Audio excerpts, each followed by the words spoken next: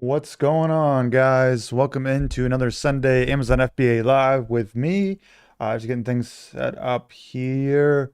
Welcome in, guys. Happy Mother's Day for any mothers out here or hop on the stream. That's commitment. If you're spending Mother's Day on my live stream, that is brownie points for you guys. But today we're just gonna get right into it. So obviously, we have the Q&A question here. Again, to get to these, you can get to the community post on my channel, and you can see this. We actually had two. For some reason, I posted a duplicate like a moron here. So we have two we'll go over. But yeah, hopefully we can get you guys some insightful questions answered here.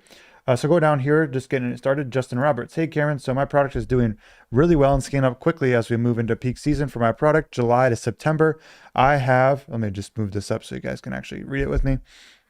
I have placed a couple smaller inventory orders for 5K, but now need to replace a 10K order in order to get ahead of the needle. The problem is as my sales increase, so do Amazon's reserves. I also see them fall short of minimum requires for most of the seller funding options I've come across. They require 10K a month for multiple months, while I just did 9K last month and will easily pay 10K this month. Do not qualify for Alibaba financing payment terms yet either. I think you should be eligible for Amazon seller funding when I reach my 1 year mark next week, but that is invite only and can't really count on it. Do you have any suggestions in regard into seller funding?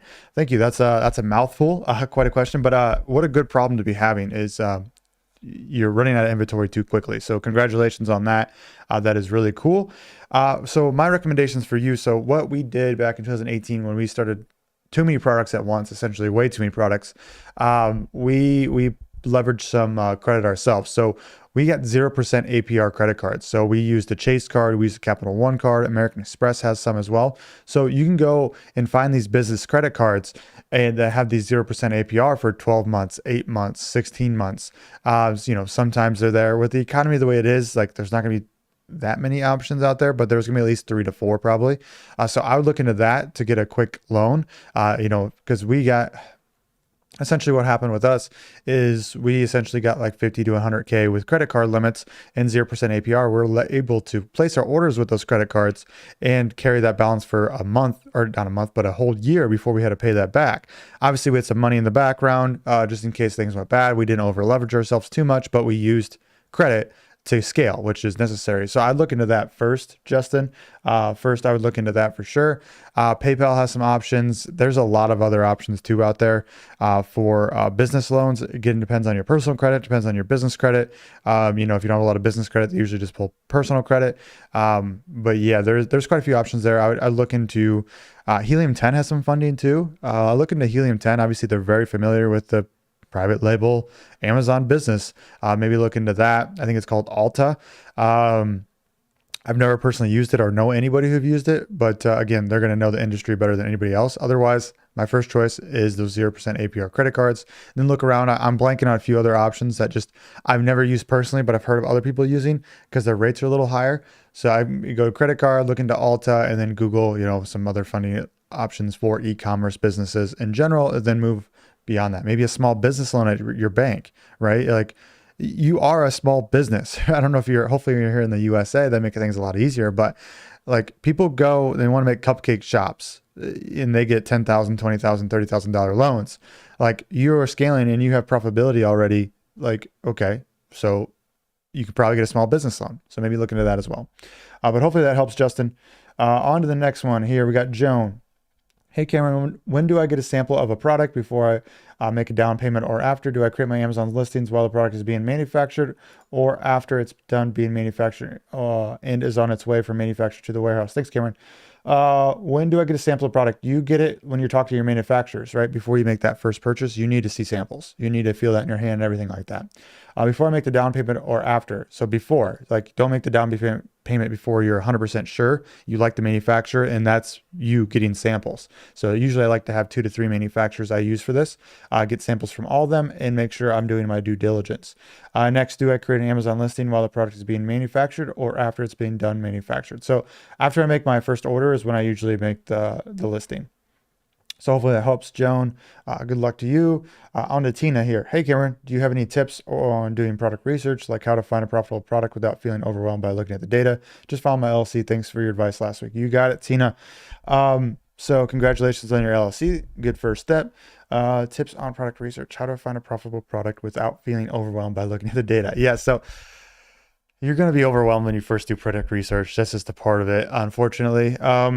As you're going through it, you just got to get comfortable with it, right? It's like looking at anything. Like think of a giant Excel sheet you see the first time, or look at your financials. It's like there's so many things going on. You look at so many different, data sets, things like that. So just know you're going to be a little confused at first. You get overwhelmed, take a step back, come back tomorrow, look again, and do it day by day. And just eventually it's like, oh, this is all very, very simple. Just like you start anything at first, it's overwhelming, then it becomes simple. Um, as in research, as in the tips, my best tips, again, pretty much what I said, get back every day. If you're feeling overwhelmed, you spent 2 hours, a day doing it. You're feeling overwhelmed today, back off, come back later. And then keep doing that. Just don't quit. Just keep doing it day by day. It's going to make more sense. Every day you do it, just know that it's not going to make sense your first week doing product research. It's not, it's going to suck. But it's part of the process. It's the most important part of the process. So just make sure you're doing everything you can do to be learning and then actually doing it, moving forward and actually taking steps to do things. Next one, we got May Papona. Hopefully I got that right. What a name. Awesome name. Hi, Cameron. I live in Germany. I'm currently planning to launch my first product in the US market. Let me see if I can move this for you guys. I know it's getting cut off here a little bit. Sorry about the piece of the black screen. I'll put both these questions up here so we can see them. All right. So, hey, Cameron, I'm currently planning to launch my first product in the US market. My products are presently being manufactured, and the product packaging is also being branded in China by Alibaba manufacturer. Which information should I put on the product packaging in the shipping box to avoid my products being rejected by US customs or Amazon's warehouse? Yeah, good question. So on your box, you need, made in China. You need your FN SKU for the Amazon warehouse. You need to have clearly stated what your product is. Obviously, just for bonuses there, you need your features labeled, your benefits highlighted, things like that, just to be a more attractable package if you can. Any variation type, any sizing, things like that, 12 pack, 8 by 12, things like that. Make sure you get that in there. More importantly, it's your master carton, so that what's being shipped over internationally, just what you said, getting in trouble by customs there. So you need to have the product stamped on there, what type of product, how many units are in there, the weight of the thing, made in China you need on there. And I'm probably missing a few others. I haven't looked at that data for a while. I would ask your manufacturer, and I'd go talk to some freight forwarders too to double check you have all the information you need on there. But yeah, the master carton needs quickly like what it is, the how many units in there, I believe, the weight of the thing, the size of the master carton, what else? Made in China.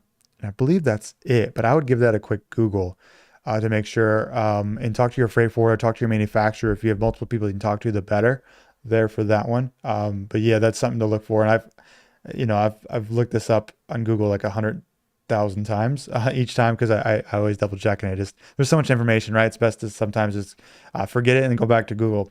Omar, how to make a product available for international selling and shipping. For example, of a product in the US marketplace, how can I allow it to be sold and shipped to Canada without having to create a listing in CA marketplace, inventory there? Also, would Amazon handle as well in the case with global shipping? Thanks. So you can open yourself up to global shipping. So your product will be in the US, and then it'll be available to sell in Canada or Mexico and in some other countries as well. And they just pay customs fees, so it doesn't convert very well, but your product is not there as well. So the best thing to do is actually sell and make your own listing in that country. So getting your freight forwarder to send units over to Canada, making a shipping plan on that Canadian account, essentially a separate Seller Central account, how it works. Make your own unique listing over there too, so you have complete control of it. That's what I recommend. Otherwise, just sign up for global shipping and then just get a few sales here and there, but the conversions are low, and it's not the best way to scale when it comes to other countries. So that is that. Let's see who's on. See if anybody said hi. No one said hi yet. How dare you guys? I'm just joking. Maybe the chat's just not working. But if you guys are here, say hi. But let's move on to the second part of the Q&A.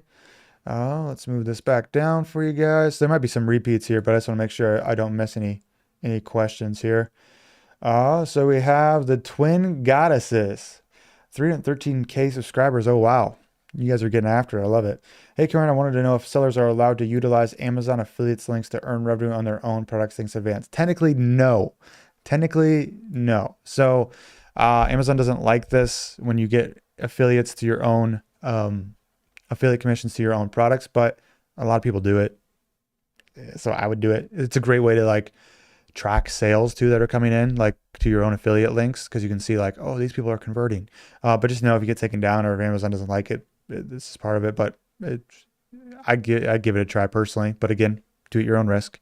Um, Tina, tips on product research. Already answered that one. Down to Mary here. So there's only four. Okay, you guys can see those just fine. All right. All right, Mary. Hey, Cameron, I created my account with Amazon and they rejected my bank statement. I asked my bank to help, but they can't do anything. Yeah, they're not going to do anything. Now I'm stuck and don't know what to do. I live outside the U.S., but I have LLC within the U.S. My bank account is in the U.S. Still pretty new, so updated my personal statement, which I use to purchase my LLC and other stuff. Any advice would be much appreciated. You have everything you need. You have the U.S. bank and U.S. LLC. There's some piece of information that isn't lining up properly within your Amazon account and the bank statement. So it's impossible for me to tell that, but just know like some information on the back end isn't matching up with your bank statement. Make sure the address on your account, address on your bank statement is completely matched. Make sure if your bank statement says Mary LLC, make sure that your account under tax info is Mary LLC and the legal entity under that is Mary LLC. If it's under your personal name, that's not going to work. So make sure the information is perfectly uploaded there. Appeal Wizards, if you really can't get this done and you want to hire someone to do it, I recommend them. Next, Lobostic. What to do when your product doesn't sell well, relaunching as it did the first time? Good question. There's a million things you could do. You could give up. Just give up. No, just kidding there. Absolutely just kidding there. No, but I mean, what's going on? Is there more competition that's entered the market? Are you not bidding as high? Did you lose sales momentum? If you lose sales momentum, it's like starting from the beginning again, right? So if you say you got up to rank 2 for a keyword or rank 1 for a keyword, and then you ran out of stock for a month or two, then it's like you're starting on page 2 or page 3 again. So you really essentially have to do everything you just did to get back there, maybe even a little bit more if there's more competition to enter the market. So know that. I would as soon as you get back into stock, I recommend trying to push volume as much as possible to regain that selling rank, because there's a little grace period there for like Amazon. If it starts selling right away again, they're gonna put it back to where it was, and everything like that. So yeah, it really depends on what's going on. Do you have PPC going? How's that looking? Do you have any other terms of external traffic that you're sending in there? But yeah, you just need to make a plan and stick with it. I mean, if you think the market has the opportunity, then everything should be fine. And just make a 3-step plan of like, I'm doing PPC. This is my review strategy. I'm sending external traffic from here. This is what I'm doing. I'm working on my listing here, there, making my bullets better, getting new photos, getting enhanced brand content or A+ content, getting my trademark. So there's a million things we could do, and it depends on where you're at. And then I would actually have more advice based on if I knew where you're at, I have better advice, right, of what next steps you should be looking at there. But that is it. Let's go to the comment box. Anybody in here? Fanatic, hello, was just watching your vids and noticed you were streaming. Hope you're having a good day. Thanks, man. I'm having a really good day. It's a beautiful day here. I'm in Memphis, Tennessee right now. And it's about 75 and it's gorgeous, but it's about to be low 90s in the humidity. Of course, here is no good.